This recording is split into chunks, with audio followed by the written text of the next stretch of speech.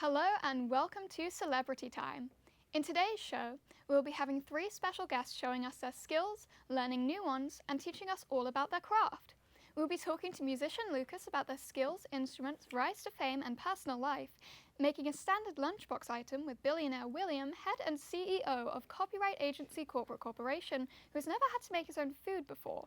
And finally, we'll be talking to hit celebrity actor Vardan about their lead role starring in acclaimed environmentally aware movie Attack of the Phantom Demon Sharks and seeing what kind of advice they have for you. So, now that you know what's up with us, what's up with you?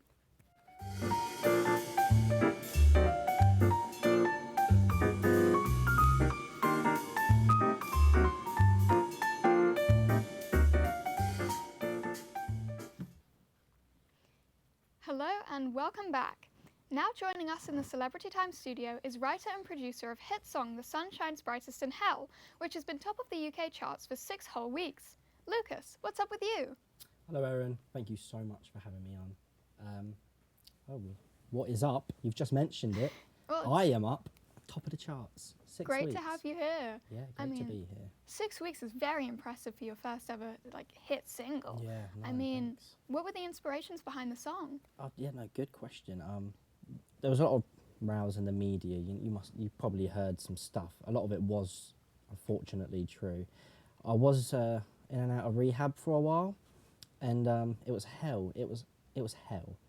And I was in my little room cell, and a glimmer of light shined through the bars, and I thought to myself, the sun shines brightest in hell. Wow. And I got to writing all night, just writing, and really helped me get out of those hard times. Yeah, that's very impressive. So we heard that you'd brought in an instrument today. Of course. The ukulele, to show us Yes. around the ukulele. So do you use this instrument very often? Not very often. It's just very easy to bring to a TV studio. I don't actually like this instrument at all, but I will show you a few things. I wrote the song in the 80s. Pixies ripped it off. Oh, Disgusting stuff. Anyway. happens all the time. Yeah.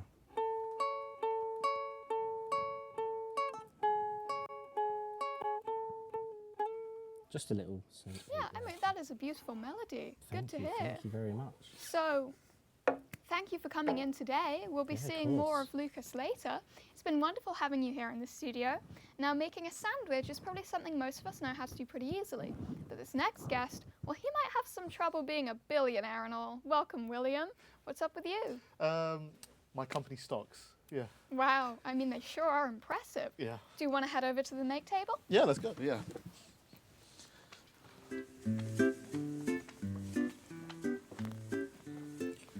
So, are you familiar with the concept of a crisp sandwich?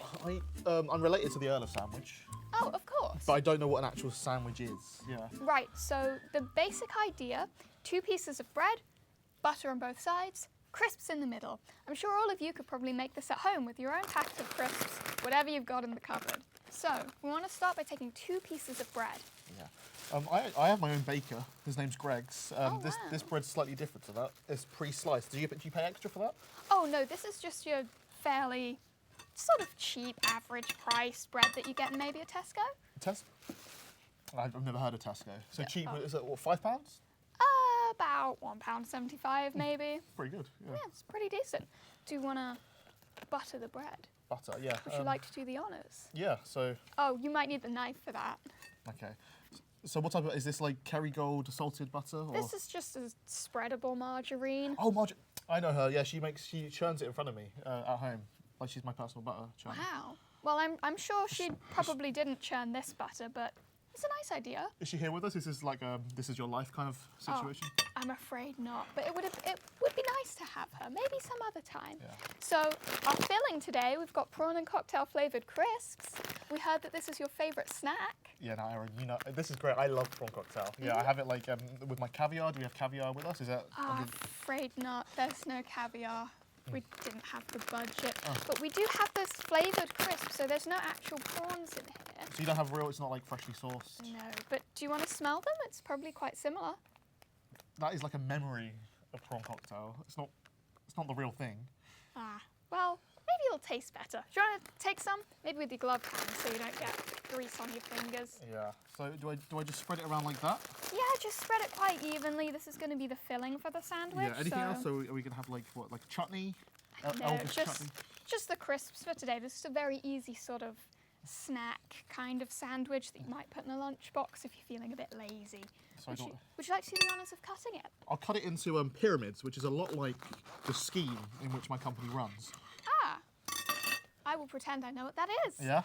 Bon appetit. Mmm. I own the network. Does this show really need this much funding?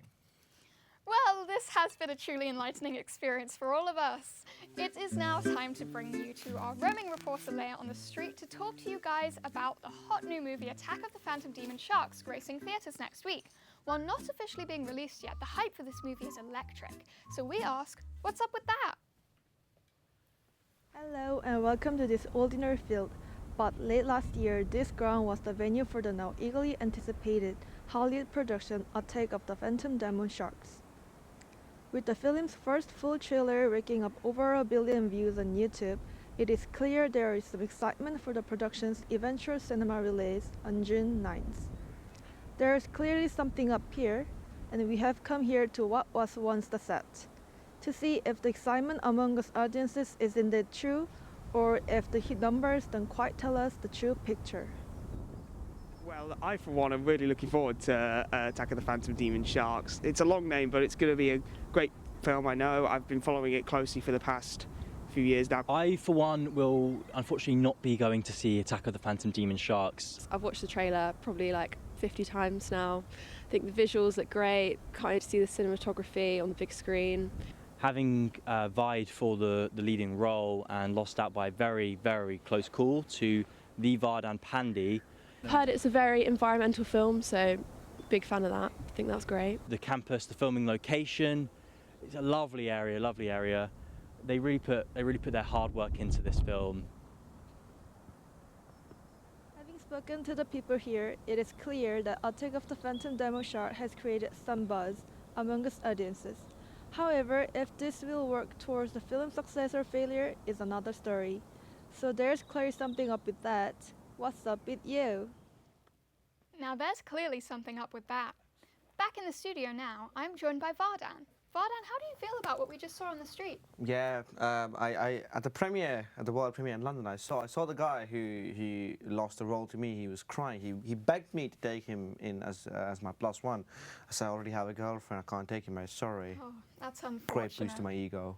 I mean, I suppose it's a good ego boost. Yeah, wonderful. I felt on top of the world at that moment.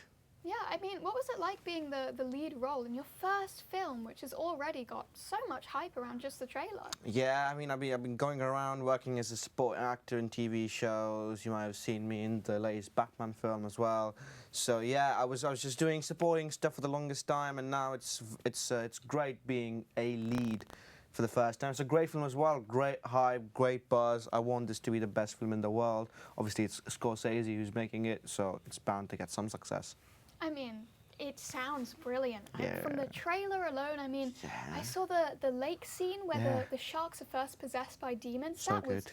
very ambitious CGI. Yeah, it was very ambitious. Yeah, it was one of my favorite scenes to shoot as well, because we worked with like the prosthetic sharks and everything. It was great behind the scenes stuff. Wow. Beautiful. I mean, you must have a lot of experience now, which could bring you to some like wonderful advice for new actors. Oh. And speaking of advice, we now have a segment called Actors Advice, where you at home can get involved. Just call the number on our website at www.celebritytimeveryrealnotfakewebsite.com, and you can call in to ask Vardan here any of your burning questions about acting or just being in the film.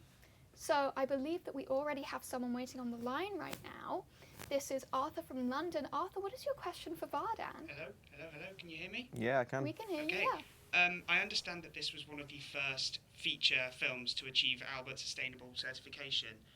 Did you see the effects of that on set, and was it clearly that this is the way the industry should be moving forward? Yeah, obviously, I mean, DiCaprio was producing this film, so you know how much of an environment freak he is. Yeah, he came in and he was just like, okay, we need to do this, we need to do that. We only got like 50 trees instead of the usual 55,000, which was great. Wow. Everyone came to set in like electric cars or something like Teslas. I don't know what those are. And then we also used our own water bottles instead of using single-use plastic. And we all slept together in one gigantic tent instead of using hotel rooms. That sounds like quite the experience. Now, we only have time for one more question, and that's from Harold from Birmingham. Harold, what is your question for Vardan? Hi, I was just wondering, were there any emus on set? I can't divulge that information, but we sure were in close proximity to the set of The Great Emu Walk, directed by Quentin Tarantino, obviously.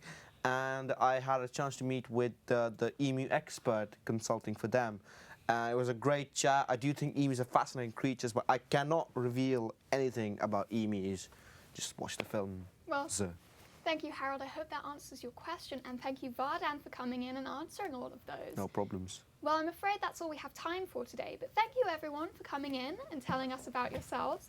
We sure have had a blast on Celebrity Time today with actors, billionaires, and of course musicians. Tune in next week for Cooking with a Full-Time Clown, sitting down with a set designer from Age of Nothing Spectacular to find out what their job really involved, and taking to the street to find out how people really feel about free music streaming platforms. Now, speaking of music, here's Lucas in the studio ready to show off his skills.